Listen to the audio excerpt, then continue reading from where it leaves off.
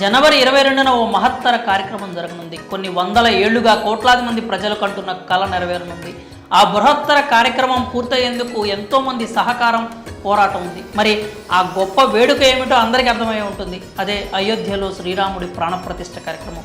మరో 4 రోజుల్లో ఈ కార్యక్రమం జరగనుంది. అయితే వేడుకను చూసేందుకు లక్షలాది మంది భక్తులు అయోధ్యకు వస్తున్నారు.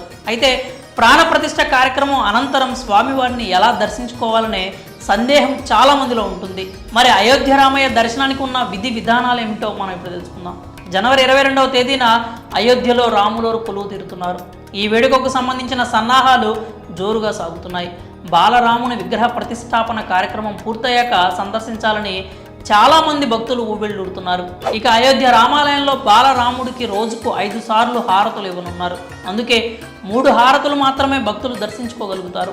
ఇక రామయ్యకు ఇవ్వనున్న హారతులు ఉదయం 6:30 గంటలకు, మధ్యాహ్నం 12 గంటలకు, సాయంత్రం 7:30 గంటలకు నిర్వహిస్తారు. ఇక శ్రీరాముని దర్శనం విషయానికి వస్తే ఉదయం 6 నుంచి 11:30 గంటల వరకు, తిరిగి మధ్యాహ్నం 2 గంటల నుంచి రాత్రి 7 గంటల వరకు దర్శనం చేసుకోవచ్చు.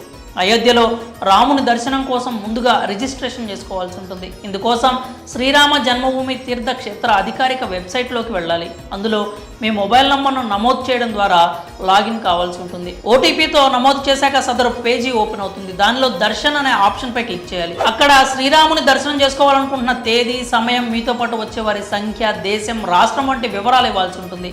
అలాగే ఈ వివరాలతో పాటు మొబైల్ నంబర్, ఫోటోను అప్లోడ్ చేయాలి. ఈ ప్రక్రియ పూర్తయ్యాక దర్శనానికి సంబంధించిన బుకింగ్ పూర్తవుతుంది. అదేవిధంగా శ్రీరాముని హారతలను చూడాలనుకుంటే ఇందుకోసం ప్రత్యేకంగా బుక్ చేసుకోవాల్సి ఉంటుంది. అలాగే ఆఫ్లైన్లో టికెట్లు పొందాలనుకుంటే కూడా ఆలయం సమీపంలోని కౌంటర్ వద్దకు వెళ్ళి ప్రభుత్వం ధృవీకరించిన గుర్తింపు కార్డును చూపించి టికెట్ పొందవచ్చు. దర్శనం కోసం టికెట్తో పాటు ప్రభుత్వం ధృవీకరించిన ఐడి ప్రూఫ్ను ఖచ్చితంగా మీ వెంట తీసుకెళ్లాల్సి ఉంటుంది. అలాగే దర్శనం కోసం రిజిస్ట్రేషన్ చేసుకున్నాక దర్శనానికి 24 గంటల సమయం ముందు సంబంధిత భక్తునికి సందేశం లేదా మెయిల్ వెళ్తుంది. ఇక దర్శనం విషయంలో స్త్రీలు, పురుషులు సాంప్రదాయ దుస్తుల్లో మాత్రమే రావాల్సి ఉంటుంది. మరి అయోధ్య రామయ్య దర్శనానికి సంబంధించిన విధి విధానాలపై మీ అభిప్రాయాలను కామెంట్స్ రూపంలో తెలియజేయండి.